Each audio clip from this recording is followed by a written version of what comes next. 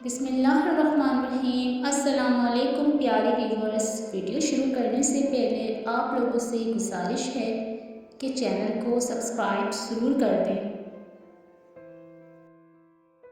دنیا میں ہر کھیل کا اپنا رنگ ہوتا ہے، مگر سب سے بدترین کھیل وہی ہے جو کسی کی مجبوری اور خلوص سے کھیلا جائے۔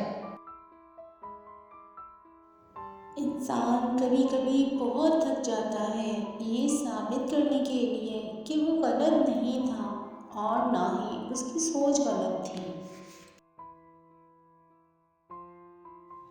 آپ خود کو سمجھدار لازمی سمجھیں، مگر یہ مت بھولیں کہ دوسرے بے وقوف نہیں ہیں۔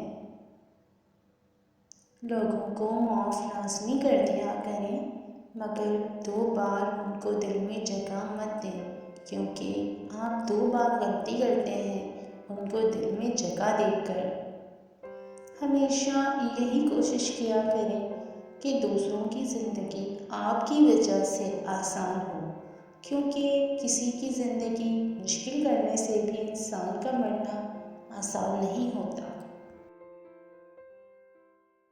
ہمیشہ نرم لہجہ رکھا کریں، نرم الفاظ میں کچھ بھی خرچ نہیں ہوتا، مگر ان کی قیمت بہت زیادہ ہوتی ہے۔ اگر کوئی تم سے تعلق توڑ جائے تو بہتر ہے کہ تم اس کے متعلق اپنی زبان کو غلط مت استعمال کرنا۔ کسی کی چاپلوسی کرنا اتنا آسان نہیں ہوتا، کیونکہ ہنر چاہیے ہوتا ہے انسان کو بھی کتا بننے میں۔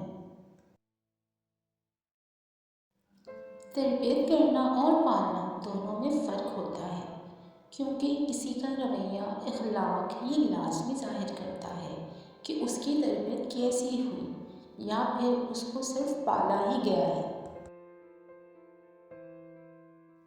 آج بھی دنیا میں ہر کوئی مطلب تک ہی پاس رہتا ہے، رشتوں کی قدر ہر گھر میں بھی نہیں ہوا کرتی۔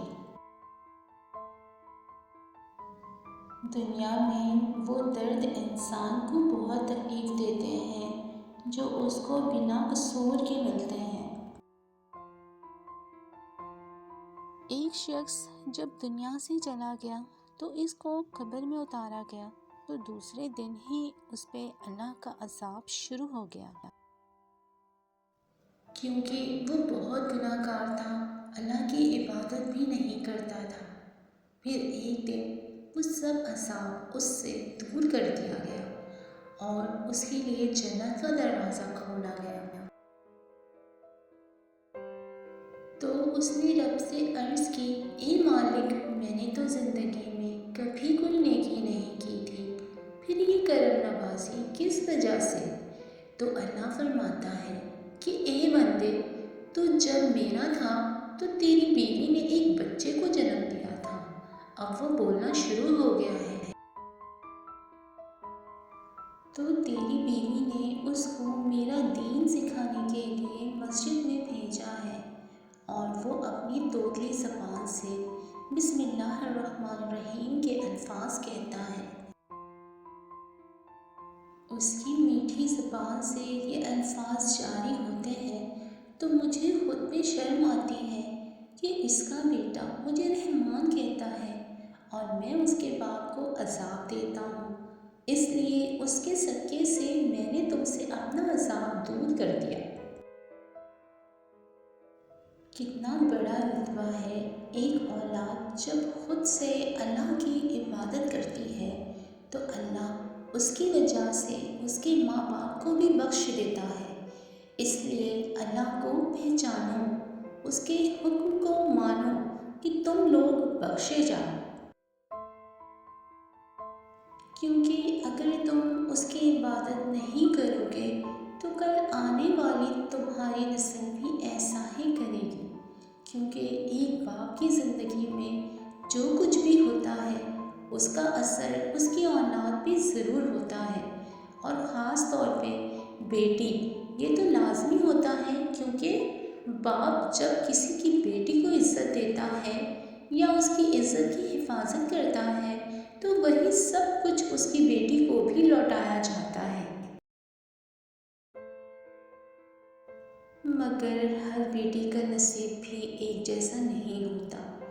किसी को कैसा शौहर मिलता है तो किसी को ससुराल वाले अच्छे नहीं मिलते, तो किसी को अल्लाह पाक दोनों खुशियाँ देता है मगर उसको औलाद की नेमत से महरूम रखता है।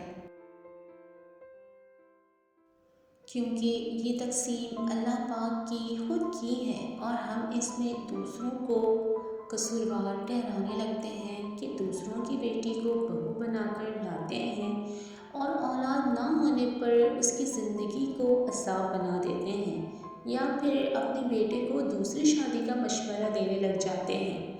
अगर आपकी बेटियां घरों से इज़्ज़त के साथ रुखसत हो गई हैं और उनकी ज़िंदगी में खुशियां नहीं हैं तो परेशान मत हों, बल्कि घर में सूरत मुज़म्मिल पढ़ने लग जाएं और हर नमाज के बाद बेटी की खुशी की दुआ लाजमी किया करें।